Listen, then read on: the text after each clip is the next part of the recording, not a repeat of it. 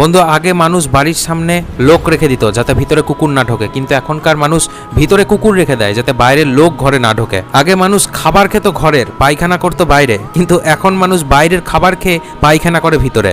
আগে বিয়ে হলে খাবার বানাতো ঘরের মহিলারা, আর যারা নাচতো তারা বাইরে থেকে আসতো, কিন্তু এখনকার দিনে বিয়ে হলে ঘরের লোকরা রান্না করে না, রান্না করার লোক আসে বাইরে থেকে, আর ঘরের বউরাই নাচতে শুরু করে। আগে মানুষ সাইকেল চালাতো, তখন মানুষ সবাই গরিব ভাবতো তাকে, কিন্তু এখন মানুষ গাড়িতে করে জিমে যায় সাইকেল চালানোর জন্য।